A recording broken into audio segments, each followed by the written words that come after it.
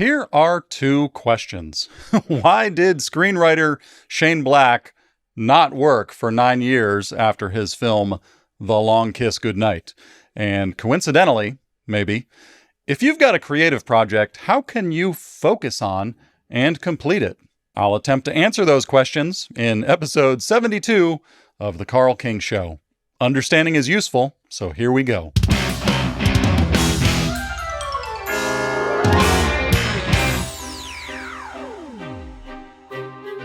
I'm Carl King, and this is The Carl King Show, where every week, almost, we learn about music, filmmaking, and creativity.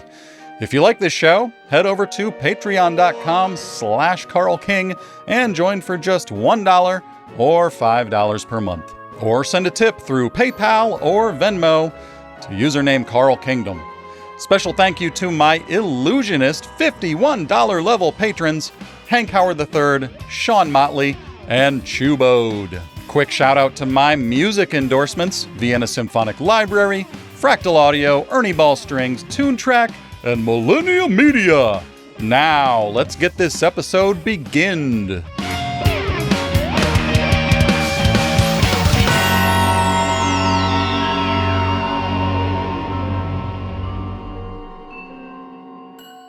Just a few Carl King the Human updates, and then we will officially get beginned. Number 1, my road bike, which I named Ramsey 2, was destroyed last week by a negligent human. A large, heavy object was dropped on it, compromising the frame. Through the years, I rode a total of 2,356 miles on it, which is approximately the distance across the United States. Disclaimer though, that's not actually a long distance in the world of road cycling, but it was dang good exercise for Carl King. While I'm in the process of filing an insurance claim, I immediately ordered a new road bike in the same basic model, another specialized Alley, but in Oracle of Outer Space Green, and named it Ramsey 3. And I took it out this weekend for my first 50-mile ride, which is also called a half century. That ride took me a total of 5.5 hours, but only because 1.5 hours of that were spent riding back and forth to the bike shop, diagnosing a ticking sound or clicking sound in the front wheel.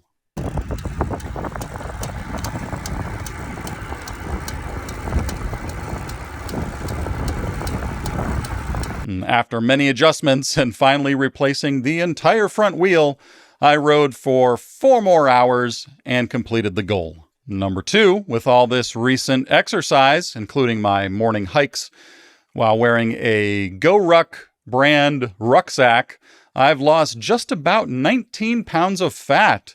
So congratulations to me and my health. And if you don't know what a rucksack is, I'll put a link in the show notes. And number 3, this weekend I attended an underground art gallery exhibit in downtown Los Angeles. It was hosted by P.S. Kaufman Footwear, put on by gallerist Jessica Jarrell, aka Kiva, and it featured the artists Gino Perez, Steve Saiz, and Jason Borders. And as extra credit, I even hung out with some wizards. My 2 favorite paintings of the evening were this sort of dog creature by Gino Perez and a painting of Jello Biafra by Steve Saiz. And I'll put the links to the Instagrams of all of those artists in the show notes. And now let's move on to this week's analytical filmmaking analysis of the week.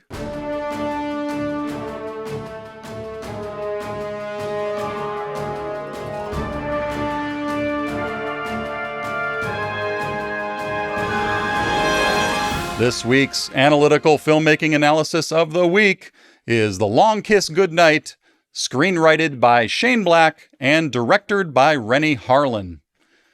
Whoever that is. Now, somehow I'd never seen this movie, and I only recently learned about its existence while eating dinner in a sushi place in Hollywood with my friend Henrik Linde. And it was playing on a TV across the room, and I thought, what the heck is that? Well, Here's what the heck that is. It is a Type 1, and it stars Geena Davis and Samuel L. Jackson. For historical context, it's from 1996, only 2 years after Pulp Fiction, but 8 years after Beetlejuice. Being a 90s movie, it has an alternative grunge edge to it, but it is still very much an 80s-style action movie. In my own totally subjective opinion, the best things about this movie are the acting duo of Davis and Jackson and the dry, witty, non-sequitur dialogue that they speak. If you're interested, the main characters have what could be called a cute meanness. So in this world that Shane Black created, everyone is clever and sarcastic. Now, here are 5 of my favorite lines or exchanges. Number 1, Geena Davis says to the Succession dad, "You're Waldman." And he responds, "No, I'm the Hills Brothers bean buyer." Number 2, Samuel L. Jackson says, "Everyone knows that when you make an assumption, you make an ass out of you and umption." Number 3, Geena Davis says to Samuel L. Jackson, "Were you always this stupid, or did you take lessons?" And Samuel L. Jackson responds proudly, "I took lessons." Number 4, Samuel L. Jackson says to Succession dad, "We jumped out of a building." And Succession dad responds, "Yes, it was very exciting. Tomorrow we go to the zoo." And number 5, Samuel L. Jackson asks the Succession dad, "How did you find us?" And Succession dad responds, "There may be many reasons not to kill you, but among them is not that you'll be missed by NASA. I found the address in your coat, here, between the address of a topless bar and the picture of what looks like a man's penis." And Samuel L. Jackson responds, "That's a duck, not a dick." And Succession dad looks unamused and throws it away. And looking closely, it sure does look like a duck. The dialogue style here is very Raymond Chandler, and he was a detective fiction novelist born in the 1800s. And according to the internet, Raymond Chandler happens to be one of Shane Black's 2 favorite noir authors. And unrelated, if you're interested, the film The Big Lebowski by the Coen brothers was heavily influenced by Raymond Chandler's novel The Big Sleep. But with a twist, they put a confused, bewildered stoner in the detective role. Back to our movie. When the Long Kiss Goodnight begins, rather than an intense, action-packed teaser opening scene that you'd see in modern movies, it's a mysterious, slow credit montage. And that's typical of an era when viewers had longer attention spans. Now, we know it's going to be some kind of a dark murder thing, but there's a tonal contrast here. This story takes place during Christmas time, like Die Hard from 1988. But hang on, Die Hard was actually not screenwritten by Shane Black, and all this time, I thought it was. However, Shane Black did screenwrite Lethal Weapon from 1987, and according to the internet, that's why Die Hard was also set during Christmas time. Of course, the internet is never wrong. Now, from what I've read, it seems that this dark action movie during Christmas kind of thing is considered a screenwriter's trademark, since several of Shane Black's movies are set during the holidays. And the next scene we get reminded me of David Lynch's Blue Velvet. Everyone's happy in the little town, and Geena Davis is on a float in the Christmas parade playing Mrs. Claus. And we hear a happy Christmas song performed by Elvis. Now, in screenwriting classes, they tell you to avoid voiceovers.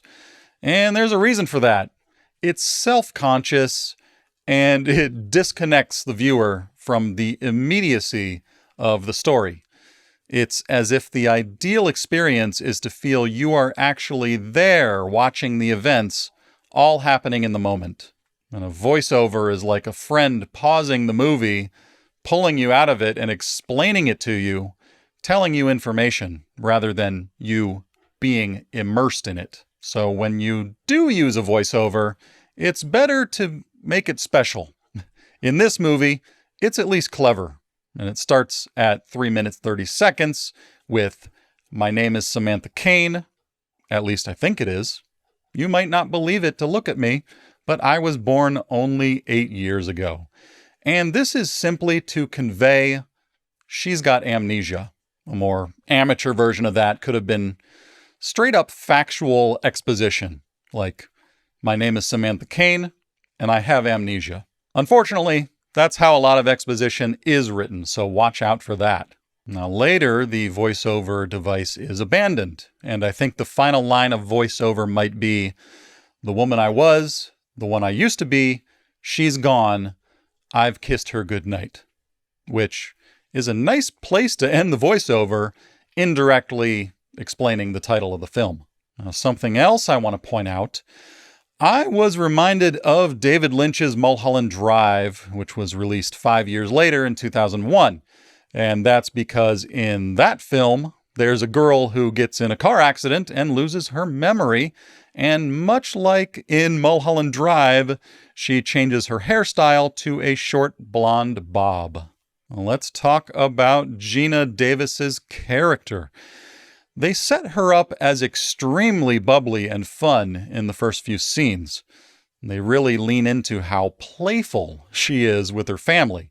So lighthearted with the laughing and the jokes. And that's a strong choice because later, as she regains her memory, or as Charlie emerges, it contrasts with her assassin abilities and dark personality. But it's inconsistent. It feels like Charlie isn't really a solid character. Now let's move on to some implausibilities, which is where common sense physics and psychology are defied. Impossible things happen, and people behave counter to how they would in the real world. First of all, when the one-eyed Jack bad guy shows up at her house, he shoots at her with some sort of grenade launcher, which blows a hole in the wall of her house. And she grabs her daughter and throws her out the hole in the wall into the daughter's treehouse. Now, when I first saw that, I wondered, how did that guy just shoot a giant hole in the wall? And after I read that he was actually using a grenade launcher, I thought, that doesn't seem like such a good idea to use indoors. But I could be wrong. And second, at the end of the fight, she defeats him with a pie to the face. That's right. Like in the circus, she reaches down onto her counter and slaps him in the face with a pie. So after all that fighting, that finally does the trick, and it knocks him out cold. And then she goes over and snaps his neck. On the psychological side of the implausibilities, there's no way that family would stay in that house. They decide the mom should go on a road trip with a questionable private investigator / ex-con right after that violent home invasion, which was a severely traumatic experience. So a dude broke in and shot up the house with a grenade launcher, and the mom killed him on the kitchen floor, and there's no investigation, nothing. It's just another day, I guess. So her boyfriend says, "Do what you need to do." So she heads out on a road trip with Samuel L. Jackson, and her boyfriend just stays in that house with her daughter like nothing happened. There's no way. Moving on. When they head out on the road, there's some very odd dialogue in the car. Samuel L. Jackson swerves off the road when he drives past an attractive woman jogging. And it seems to me that that scene didn't need to be there at all because it is a non sequitur. Now, when I see a scene like that, I have to wonder if it relates to a later scene that actually got deleted. And that's because scenes are expensive to shoot. Movie productions try to save money, and if it doesn't serve a purpose to the story, there's no reason to shoot it.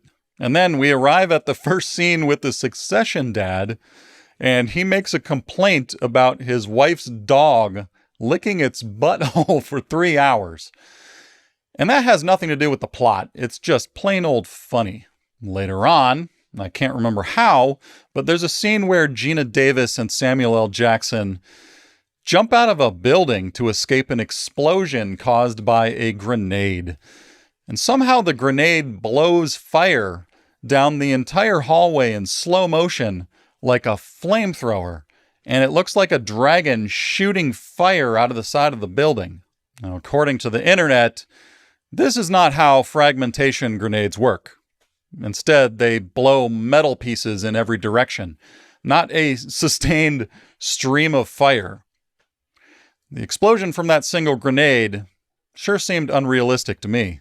Now, when they meet up with Succession Dad after that, they decide to beat the hell out of him and take his Cadillac, seemingly only for the purpose of complicating and extending the plot. So they drive off, and they go find the guy that Gina Davis was going to marry when she was her previous persona. And this is another implausibility. The guy doesn't act appropriately to the situation of having a gun point blank in his face. And that's one of those, this is not how humans behave in real life type writing problems. Overall, the action throughout this movie can be described as cartoony. When writing and directing, you have to consider how these ideas are going to be executed. Sometimes it feels like no one raised their hand and asked, how does this scene physically make sense? And for instance, there's another scene where they have a gunfight in an alley, and in the background, people continue to walk by on the street like nothing is happening. At a total running time of 2 hours, this is a long movie. And in the third act, they added in a false flag terrorist attack, which made the plot too complicated in my own totally subjective opinion. It felt like, oh, now this is happening too? And then there's that whole thing where the baby doll's pee is flammable. I might have missed something, but I guess Gina Davis filled the baby doll with gasoline or some other fuel. Now, I'm not a chemist, but I'd be a little worried that the gasoline would corrode the rubber and plastic that the baby doll is made out of. And then why did the kid keep a pair of matches in her cast? I know this was introduced earlier on in the story, but it just felt shoehorned in. So basically Shane Black, or the director, went back and planted those things earlier in the story so they'd be useful later in getting the characters out of trouble. And that final action scene was over the line absurd with the cars falling out of the sky, and I just could not help but laugh. My suspension of disbelief had by that time been suspended. Now, this movie did so poorly at the box office that Shane Black didn't work in Hollywood for something like 9 years until his next film, Kiss Kiss Bang Bang, in 2005. But as everyone knows, you can't complain about a beloved cult film, and in my own totally subjective opinion, I enjoyed it, and I would happily watch it again. So I gave The Long Kiss Goodnight 5 out of 5 stars on Letterboxd. And now let's move on to this week's motivational creative career motivation of the week.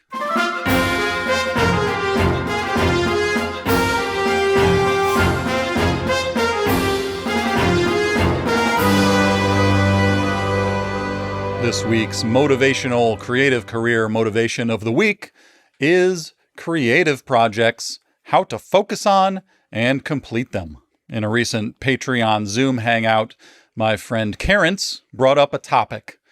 How does one stay focused and finish a creative project?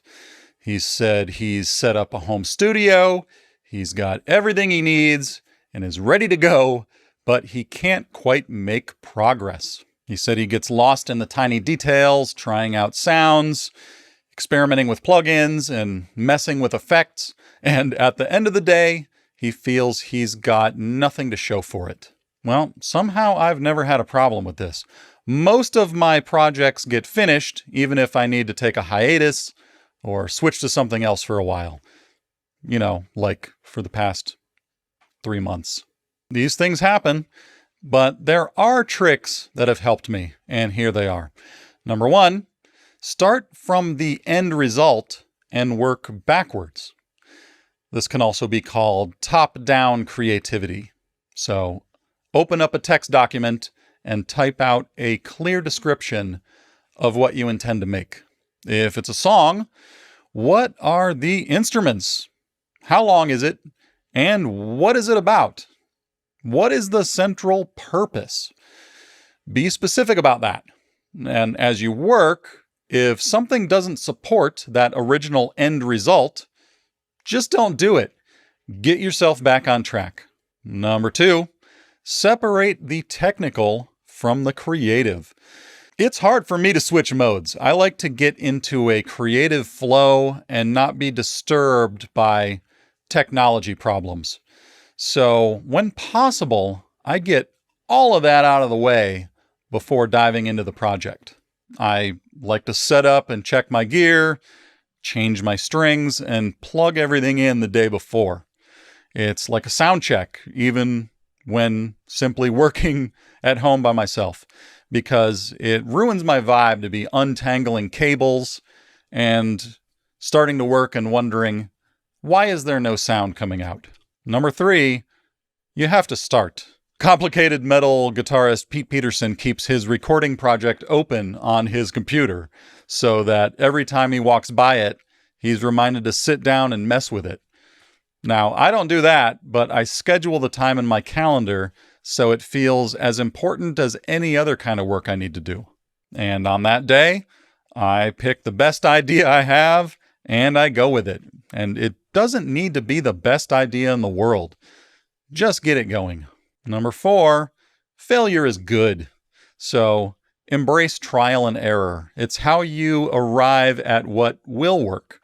Write the 10 bad songs or 100 bad songs to get to the good ones. You can't fix something you haven't written. So accept that this is an iterative process. Create multiple drafts, each better than the previous. I've written and recorded probably 500 pieces of music. Once you've done this process hundreds of times, parts of it become extremely easy, and 90% of it becomes a habit.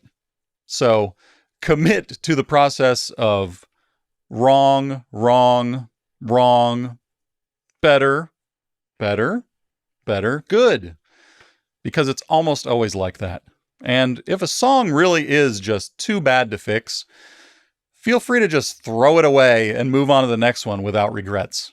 I can sometimes get 3 good songs in the time it takes to fix a bad one. Number 5, use constraints.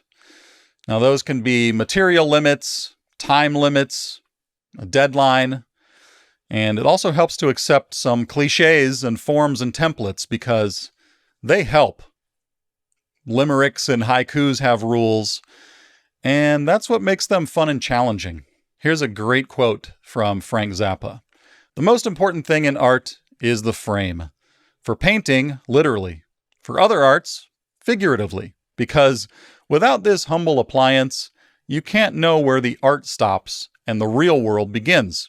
You have to put a box around it, because otherwise, what is that shit on the wall?" So these days when writing music, the frame I simply start with is duration and tempo, and I can put anything inside that. Number 6, it's good enough. Everything I do, I have to say, that's fine, that does the job, and ship it, because anything can be worked on forever and ever. It ends up being diminishing returns. You have to stop and say, nothing I will do beyond this point will matter to anyone. No one is going to notice this. And that allows you to move on to the next project. There's actually something called the Cult of Done Manifesto, which says, done is the engine of more. And it very much aligns with the things that I'm saying here.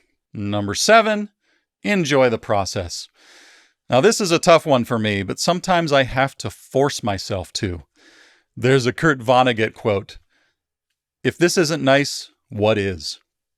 It's sort of a type of gratitude. And there are so many worse things that could be happening right now. And we are lucky to be creative at all. Okay, that's the end of this episode of the Carl King Show.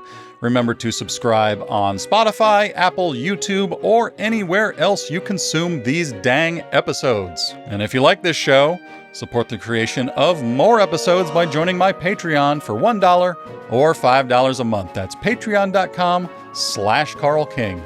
Or send a tip through PayPal or Venmo to username Carl Kingdom. Thank you to my little production team, my script editor Chris Higgins, and my transcriptionist Eric Alexander Moore. My Patreon patrons help me to also pay those guys. And a special thank you to my $51 a month patrons at the special illusionist level, Chubode, Sean Motley, and Hank Howard III. And thank you to all of the very good friends of Carl King for joining me. And as I always say, I don't know anything.